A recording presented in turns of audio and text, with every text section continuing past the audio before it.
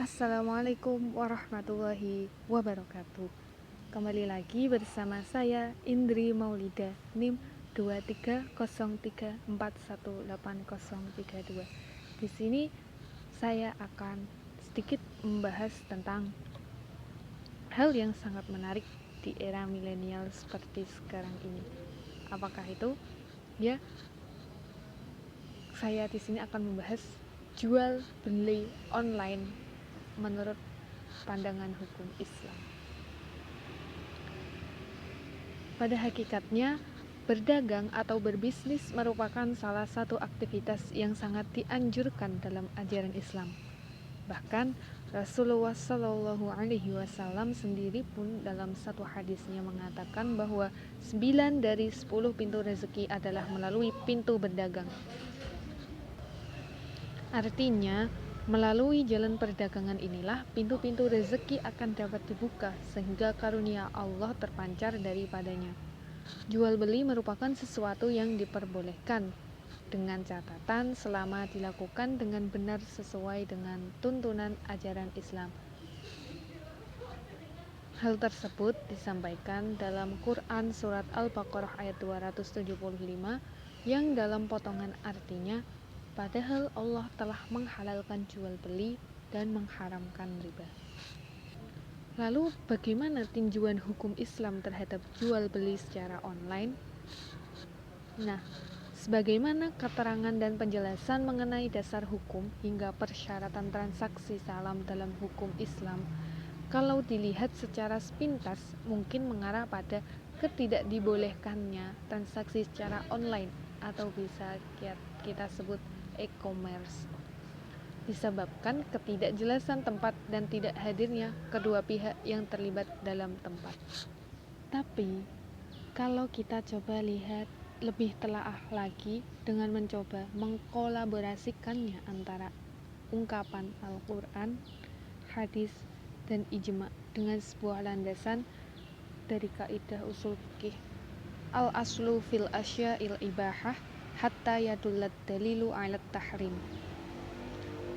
dimana pada awalnya semua hukum asal segala sesuatu adalah mubah sampai ada dalil yang menunjukkan keharamannya.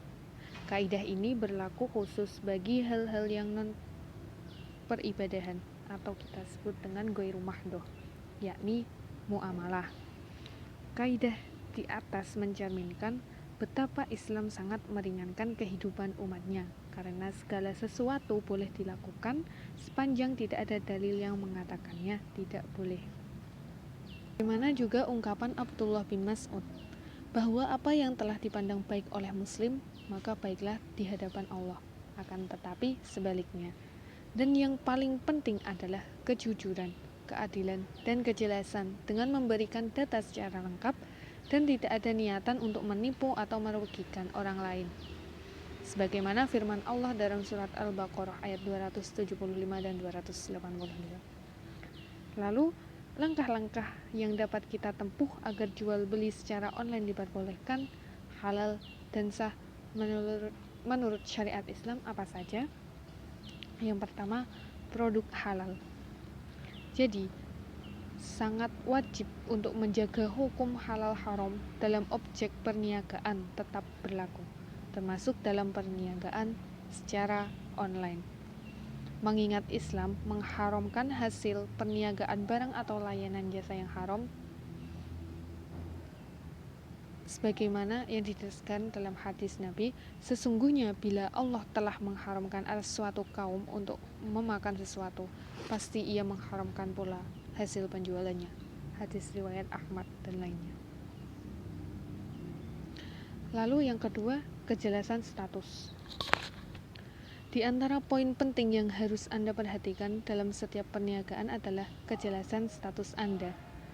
Apakah Anda itu sebagai pemilik atau paling kurang sebagai perwakilan dari pemilik barang, sehingga berwenang menjual barang, ataukah Anda hanya menawarkan jasa pengadaan barang dan atas jasa ini Anda mensyaratkan imbalan tertentu, ataukah sekedar seorang pedagang yang tidak memiliki barang namun bisa mendatangkan barang yang Anda tawarkan. Selanjutnya, kesesuaian harga dengan kualitas barang.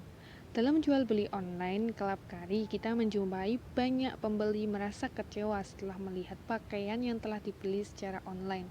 Entah itu kualitas kainnya ataukah ukuran yang ternyata tidak pas dengan badan. Sebelum hal ini terjadi kembali pada Anda, patutnya Anda mempertimbangkan benar apakah harga yang ditawarkan telah sesuai dengan kualitas barang yang akan dibeli. Sebaiknya juga Anda meminta foto real dari keadaan barang yang akan dijual. Lalu yang terakhir, kejujuran Anda. Kejujuran Anda dalam berniaga secara online, walaupun memiliki banyak keunggulan dan kemudahan, namun bukan berarti tanpa masalah. Berbagai masalah dapat saja muncul pada perniagaan secara online, terutama masalah yang berkaitan dengan tingkat amanah kedua belah pihak. Bisa jadi ada orang yang melakukan pembelian atau pemesanan, namun setelah barang Anda kirim kepadanya, ia tidak melakukan pembayaran atau tidak melunasi sisa pembayarannya. Bila Anda sebagai pembeli, bisa jadi setelah Anda melakukan pembayaran atau paling kurang mengirim uang muka, ternyata penjual berkhianat dan tidak mengirimkan barang. Bisa jadi barang yang dikirim ternyata tidak sesuai dengan apa yang ia gambarkan dan situasinya, atau tidak sesuai dengan yang Anda inginkan. Dan pada intinya, berbisnis melalui online satu sisi dapat memberi kemudahan dan menguntungkan bagi masyarakat. Namun, kemudahan dan keuntungan itu jika tidak diiringi dengan etika budaya dan hukum yang tegas akan mudah terjebak dalam tipu muslihat, saling mencurangi dan saling menzolimi. Disinilah Islam bertujuan untuk melindungi umat manusia sampai kapanpun agar adanya aturan-aturan hukum jual beli dalam Islam yang sesuai dengan ketentuan syariat, agar tidak terjebak dengan keserakahan dan kezaliman yang merajalela. Transaksi bisnis lewat online jika sesuai dengan aturan-aturan yang telah disebutkan di atas tadi akan membawa kemajuan bagi masyarakat dan negara. Sebagaimana telah disebutkan di atas, hukum asal muamalah adalah al-ibahah atau boleh, selama tidak ada dalil yang melarangnya. Namun demikian bukan berarti tidak ada rambu-rambu yang mengaturnya. Transaksi online diperbolehkan menurut Islam selama tidak mengandung unsur-unsur yang dapat merusaknya seperti riba, kezaliman, penipuan, kecurangan, dan yang sejenisnya, serta memenuhi rukun-rukun dan syarat-syarat di dalam jual belinya. Transaksi online diperbolehkan menurut Islam berdasarkan prinsip-prinsip yang ada dalam pandangan menurut Islam. Khususnya dianalogikan dengan prinsip transaksi assalam, kecuali pada barang atau jasa yang tidak boleh untuk diperdagangkan sesuai syariat Islam. Lalu bagaimana sih hukum tentang bai'us salam? Adapun hadis tentang dasar hukum diperbolehkannya transaksi ini adalah sebagaimana riwayat Hakim bin Hizam. Hakim bin Hizam anna Nabiya sallallahu alaihi wasallam qala lahu litsba' ma laysa indak. Artinya, dari Hakim bin Hizam sesungguhnya Nabi bersabda, janganlah menjual sesuatu yang tidak ada padamu. Lalu, apa saja rukun dalam bai'us salam? Yang pertama, ada si penjual dan si pembeli. Selanjutnya ada barang dan ada uang. Selanjutnya ada sigot atau lafal akad. Lalu apa saja syarat-syaratnya? Yang pertama, uangnya hendaklah dibayar di tempat akad, berarti pembayaran dilakukan terlebih dahulu. Selanjutnya, barangnya menjadi utang bagi si penjual. Lalu barangnya dapat diberikan sesuai waktu yang dijanjikan, berarti pada waktu yang dijanjikan barang itu harus sudah ada. Barang tersebut hendaklah jelas ukurannya, baik takaran, timbangan, ukuran, ataupun bilangannya, menurut kebiasaan cara menjual barang semacam itu. Diketahui dan disebutkan sifat-sifat barangnya. Dengan sifat itu berarti harga dan kemauan orang pada barang tersebut dapat berbeda. Sifat-sifat ini hendaknya jelas sehingga tidak ada keraguan yang akan mengakibatkan perselisihan nanti antara pembeli kedua belah pihak. Dan yang terakhir disebutkan tempat menerimanya. Kalau tempat akad tidak layak untuk menerima barang tersebut, akad salam meski terus berarti tidak ada khiyar syarat. Menurut Imam Syafi'i, Imam Hanafi, dan Imam Maliki, dibolehkan barang yang dijual secara salam diberikan segera atau ditangguhkan.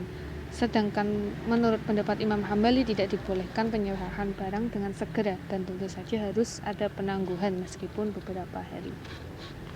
Ada barang atau jasa yang tidak boleh untuk diperdagangkan sesuai syariat Islam. Terima kasih.